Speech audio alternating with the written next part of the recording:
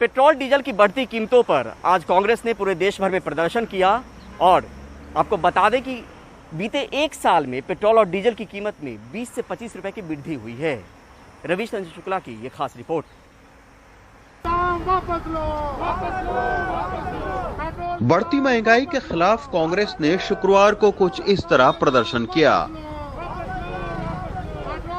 दिल्ली से लेकर उत्तर प्रदेश और दूसरी जगहों पर कांग्रेस के कई बड़े नेताओं ने खामोशी से बढ़ती कीमतों पर तांगे पर बैठकर भी और पेट्रोल पंप के सामने खड़े होकर भी प्रदर्शन किया।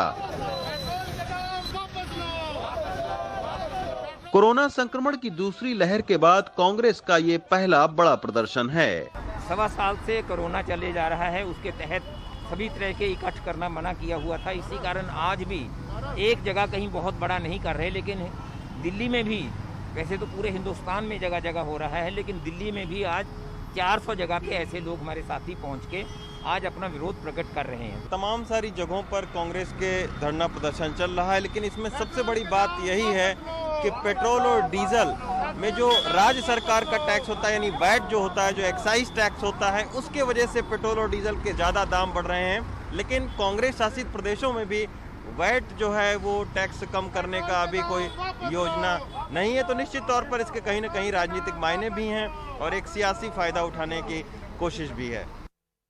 इससे पहले गुरुवार को पेट्रोल डीजल के बढ़ते दाम के खिलाफ यूथ कांग्रेस ने प्रधानमंत्री समेत पेट्रोलियम मंत्री को एक साइकिल कुरियर करने का अभियान भी चलाया था।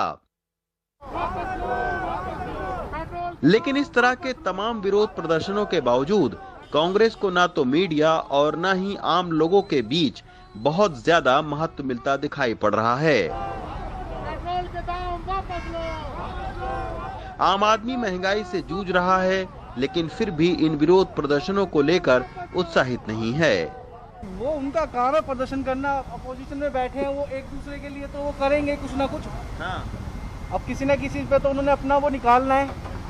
अब बीजेपी अभी कांग्रेस कर रही है, अब थोड़े टाइम बाद अगर कांग्रेस की सरकार आ जाएगी तो फिर बीजेपी प्रदर्शन पे बैठ जाएगी। इन दोनों के बीच में पीसेगी तो पब्लिक ही ना। सर सरकार पे तो कितने दबाव डाल लो, कुछ नहीं हो रहा ना। आप ये देखिए ना, पहले तो 100 भी नहीं था और अब कई जगह तो 100 है।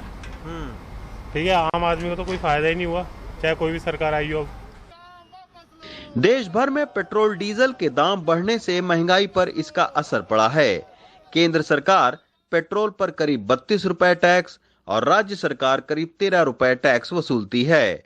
बीते 15 महीनों में दामों को अगर देखें तो पिछले साल 1 अप्रैल को जहां मुंबई में पेट्रोल 75 रुपए 28 पैसे थे, वहीं अब ये बढ़कर करीब 100 रुपए हो गए हैं। वहीं पिछले साल मुंबई में डीजल के दाम 65 रुपए 19 पैसे थे, जो अब बढ़कर 92 रुपए 69 पैसे हो गए हैं। लेकिन पेट्रोल डीजल की बढ़ती कीमतों पर चिंतित कांग्रेस अपने शासित राज्य में डीजल और पेट्रोल पर क्यों नहीं टैक्स कम करती है, इसका सीधा जवाब कांग्रेसी नेताओं के पास में भी नहीं है। देखिए, टैक्स कौन बढ़ा रहा है? जो वैट के दर नहीं बढ़ रहे हैं, ज्यादातर जो टैक्स बढ़ रहा है वो सेंट्रल एक्साइज और सेस बढ़ा रहे हैं। मोदी सुल्तान का महल बनाने के लिए 22,000 करोड़ खर्च करते हैं और जो पेट्रोल डीजल पे एक्साइज बढ़ाते बढ़ाते जा रहे हैं। तो पहली जिम्मेवारी एक्साइज कम हो, सेस बंद हो और लोगों को फायदा मिले। जरूरत अगर आपको पैसे की है, आपके पास पैसे नहीं, तो ये विस्ता प्रोजेक्ट बंद करो ना भैया। पहले कोरोना संक्रमण और अब बढ़ती महंगाई से बहुत सारे लोग प्रभावित हुए हैं, लेकिन अब भी विपक्ष विरोध प्रदर्शन करके सड़कों पर जोरदार उपस्थिति दर्ज कराने में ज्यादा कारगर नहीं दिखाई पड़ रही है। नई दिल्ली से शशिकांत के साथ रवीश चंद्र शुक्ला, एनडीटीवी इंडिया।